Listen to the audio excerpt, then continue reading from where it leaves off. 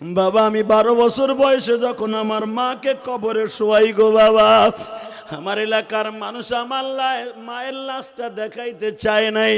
আমি 12 বছরের বালক যদি মায়ের লাশ দেখতে যাই আমি হয়তো স্ট্রোক করতে পারি। বাবা এই জন্য আমার না দেখাই আমার মায়ের লাশটা যখন কবরে রাইখে দেয়, তোমরা ইউটিউবে শুনছো বারবার আরই ভুল বলছো হুজুর আপনার মায়ের ওয়াজটা করবেন। ওয়াজটা তো রাত্রে নাই বাবা, আনলিমিটেড সময় নাই, শুধু মাগরিবের আগ মুহূর্তে আমার মাওলারে দেখাই দিবা। এই মাগরিবের আগে আসরের নামাজের পরে কে মেম্বার, কে চেয়ারম্যান, কে কোন দল করো আমার দেখার বিষয় নয় গো বাবা। ওই গোপালগঞ্জ টুঙ্গিপাড়ার জমিনে আমার মা দুঃখিনী ঘুমায় আছে, মাত্র কবরের 2টা বাঁশ সরাইয়া যখন আমার মায়ের এই সুরাতে দেখছিলাম আমার আলেম উলামা ভাইরা, আমি 12 বছরের বালক।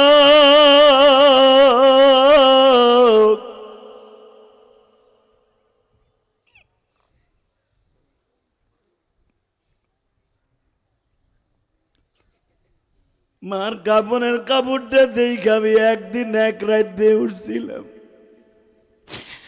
আমি মায়ের পাগল ভক্তা যুবক রে,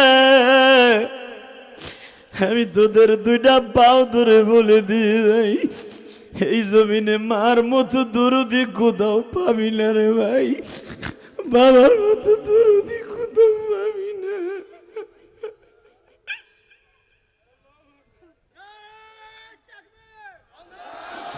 যুবক ভাইরে শুধু আমার সাথে একটা আওয়াজ দে রে ভাই, আমি তো মা হারাইয়া প্রতিদিন দিন নাই রাত নাই সব সময় মার জন্য কাঁদি। তোমাদের যাদের মা আছে জীবনে বেঈমানি করিস না রে ভাই। প্রবাসী ভাইরা যারা আছোস পারলে মাঝে মাঝে মার কপালে একটা চুমা দিস। ব্যবসায় যাওয়ার সময় মার কপালে চুমা দিয়া বলিস, মা যে হাদিস সাহেব বলছে তোমার কপালে চুমা দিলে বলে হজের সওয়াব হয়ে যাবে গো মা। বাবার হাত ধরে চুমা দিয়া মাপ চাইয়া লোস, বাবাই যদি তোরে মাফ করে দেয় জান্নাত ওয়াজিব হয়ে যাবে বাবা। ও তালবে আলিম বাবাজিরা, তোমরা যারা হেফজোখানায় পড়ো বাবা, আমিও তো তোমাদের মতো ছাত্র ছিলাম। আমি 12 বছর বয়সে মা হারাইয়া যখন আমার বয়স 13.5 বছর, অর্থাৎ মা মরার 1.5 বছর পরে আমার মনে আছে কোরআন শরীফ বুকি লইয়া মা মা বলে কান্দাজি। কোরআন শরীফের পাশেই বাবা কোরআন শরীফকে বুকে রেখে ঘুমায়া গেছি।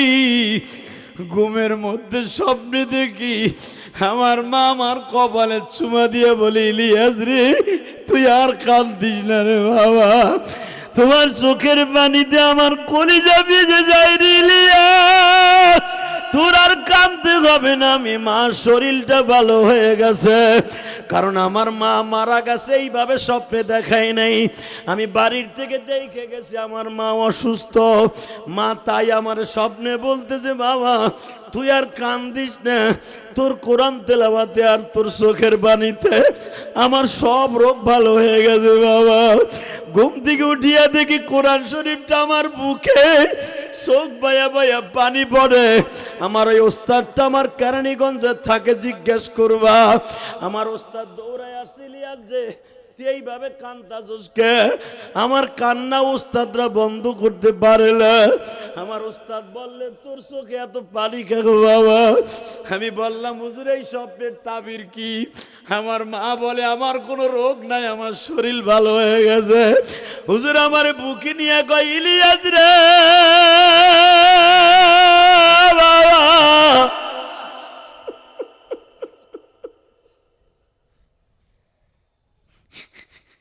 তোর মার চাইতে সৌভাগ্যবান আর কি আছে বাবা?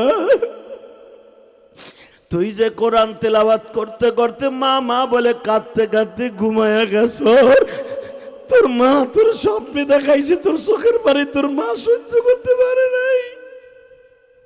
তোর মা তো আর জানে না তুই কান্দস, তোর মায়ের মালিক আর আমার মালিক জানে।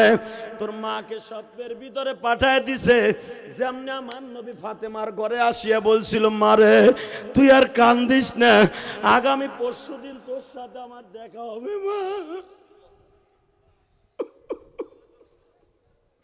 কারণ আমার নবী ইন্তেকালের পরে 6 মাসের ভিতরে ফাতেমা একটা রাত্র ঘুমায় নাই রে বাবা, একটা সেকেন্ডের জন্য ফাতেমা ঘুমায় নাই, শুধু বাবা বাবা বলে কাঁদছে। আমার নবী বাধ্য হয়েছে ফাতেমারে মরার 2 দিন আগে বলতে বাধ্য, মা তুই আর কান্দিস না, আমার কবর পানিতে ভরে গেছে রে মা, আগামী 2 দিন পরে তোর সাথে আমার দেখা হয়ে যাবে। বাজান, যেই সন্তান মা বাবার পাগল, যদি বাবা মারা যায় তার বাবা স্বপ্নে দেখাবে আরিফুলের বাবা দেখবা দেখাবে, যদি ও নেককার হয়। বাবা তুই এমন ওয়াজ দিস ওর মা হারারে আনিয়া, হাজার হাজার মানুষের চোখের পানির খাতিরে আমার কবরটা ভালো হয়ে গেছে, ভালো হয়ে গেছে। তাহলে এরকম ওয়াজের দরকার আছে না নাই? আরিফুল লেগে দোয়া করে যাব, শুধু আপনাকে 2টা পাও ধরে বলে যাই মাগরিবের আগে আমি দোয়া করে দিয়ে যাই, আমি দোয়া করে যাই রে ভাই। এই দেখেন, এই মা হারা আরিফ, বাবা হারা আরিফের লেগে দোয়া করেন। 30টা সেকেন্ডে বলবো এই জমিনের মালিককে, বাবা আপনাকে যেন কষ্ট না হয়। এমন একটা টাইমে আপনাকে এখন বিদায় দেবো, বিদায়ের আগে শুধু একটা কথা বলবো, যুবক 2টা মিনিট টাইম দিব। তোর বাবা যদি এই মাঠে থাকে অথবা তোমার বড় ভাই এই মাঠে থাকে, একটা দৌড় দিয়ে এক ভাই আর এক ভাইয়ের বুকিনে মাফ চাও তো, যে মাফ চাইবে আল্লাহ এখন তারে মাফ করে দেবে। আমি শুক্রবার বললাম, যার বাবা আছে অথবা বন্ধু আছে একসাথে খেলাধুলা করে কষ্ট দিছোর কথা দিয়া, এক বন্ধু আর এক বন্ধুর বুকিনে দাঁড়াই ভরে কানতে থাক। ওঠ ওঠ যুবক ওঠ, দাড়ি বাঁকা বাবা ওঠো, এক ভাই আর এক ভাইয়ের বুকি নিয়ে কান্দো, বাবারে বুকি নিয়ে কান্দো, বড় ভাইরে বুকি নিয়ে কান্দো, কিয়ামতের মাঠ বানায় ফেলা। আজকে 28 অক্টোবর, 28 অক্টোবর হাজার হাজার মানুষ আসরের পরে, আজকে 28 অক্টোবর, তুমি দেখো কেমনে কান্দে আল্লাহ, দেখো।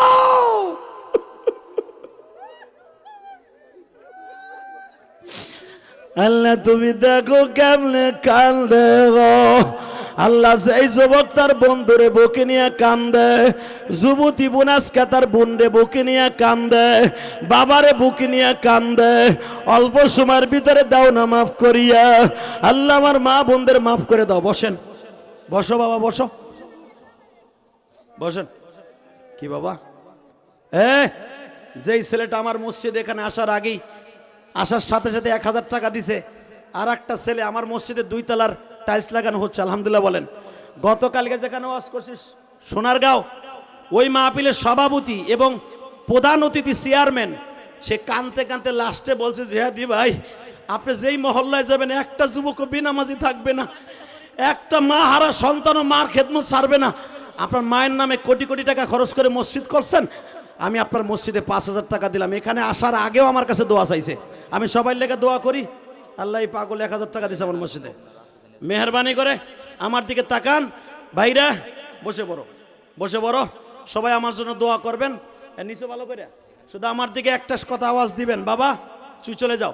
মেহরবানি করে আমি বলতে চাই, জমিনের মালিককে যারা মাপ চাইছেন তারা বাদশাহ, যারা চান নাই তাদের প্রতি আমার দাবি থাকবে, আপনারা বাইতে যাওয়ার পরে মা বাবার হাত ধরে মাপ চাবেন। রাজি আছেন না নাই?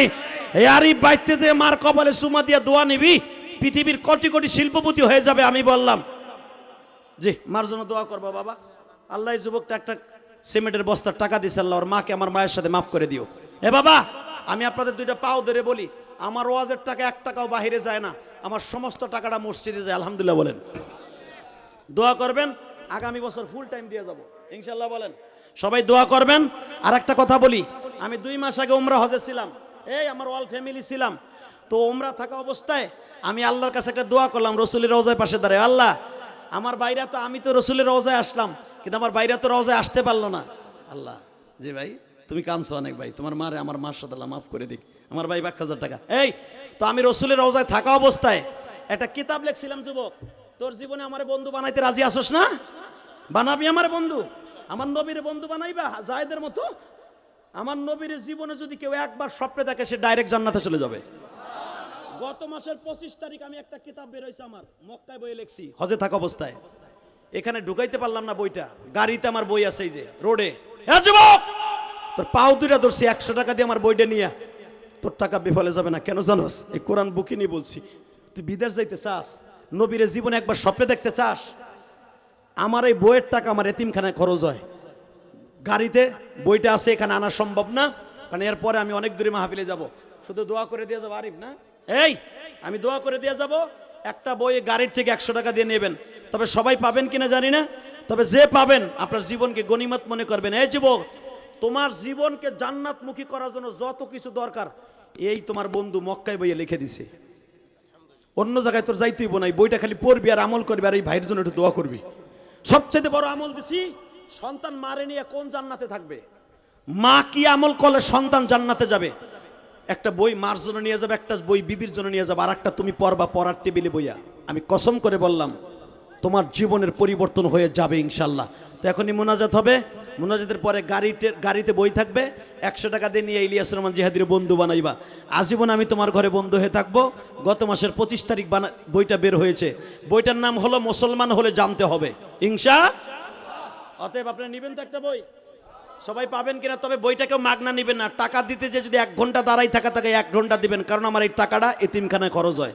আজীবন আপনি আমার বন্ধু হয়ে থাকবেন। আর এই বইয়ের ভিতরে আমার মোবাইল নাম্বার আছে, আর এই বইটা আমার মা বোনদের বেশি দরকার। আমি আরিফের জন্য দোয়া করি, এই সভাপতির জন্য, আরো যারা এখানে বসে আছে সবার জন্য দোয়া করি। বেঁচে থাকলে আবার আসবো আল্লাহ তোমার অনেক বড় করুক, মারহাবা। আমার বাবাও এরকম ভাবে দোয়া চাইতো। বসো মা, বসো। আসেন তওবা করে আস্তাগফিরুল্লাহ রব্বে মিন কুল্লি জামবে আতুবু ইলাইহি। রাম্মা চোখে দেখে না, আরে মার লেগে অনেক কাঁদছেও, আর মা চোখে দেখেন। আল্লাহ সন্তান দোয়া চাই, দেও না ওর মারে ভালো। এই আমার এই বইয়ের ভিতরে একটা দোয়া আছে, কোরআন শরীফে একটা আয়াত আছে, তোমার মারে প্রতিদিন এই দোয়া পড়াবার দোয়া করাইবা, আল্লাহ কবুল করেন। বসেন ভাই, যদি আমার মসজিদে শরীক থাকতে চান আমি এখানে মুনাজাতের পরে দাঁড়াবো, কারণ মাগরিবের টাইম কম আছে, মোসাবার ভিতরে দিতে পারবেন। আসেন, আল্লাহ কবুল করেন, জোরে কান আমিন। সবাই ভালো থাকেন, সুস্থ থাকেন। আসেন তওবা করে আস্তাগফিরুল্লাহ রব্বি মিন কুল্লি জামবে আতুবু ইলাইহি লা হাওলা ওয়ালা কুওয়াতা ইল্লা বিল্লাহিল আলিয়্যিল আযীম। ভাইরা আমার জন্য দোয়া করেন। কেমন জুমা পড়াইয়া পাগলের মতো ছুটে আসছি, না খাইয়া গাড়িতে বইয়া খাইছি। এই যে আপনারা যারা দিচ্ছেন 10টা টাকা দিলে ওইটা আমার কাছে 10 কোটি টাকা। যারা 100 টাকাও আমার মসজিদে দিচ্ছেন, আমারে দেন নাই, মসজিদে দিচ্ছেন। যদি আমার মসজিদ কবুল হয়, আমি জান্নাতে যাই, আপনার জান্নাতে যেতে হবে ইনশাআল্লাহ। কারণ মসজিদের দান কোনোদিন বিফলে যাবেন। আলেমদের জিগান, মান বানা লিল্লাহি মাসজিদান বানাল্লাহু লাহু বাইতান ফিল জান্নাহ। জান্নাত আল্লাহ আপনাকে দিবেই ইনশাআল্লাহ। বেঁচে থাকলে দেখা হবে, মরে গেলে দেখা হবে হাসরের মাঠে। আমরা যেন একসাথে এক গাড়িতে জান্নাতে যেতে পারি ইনশাআল্লাহ। আল্লাহ সবাইকে কবুল করুক।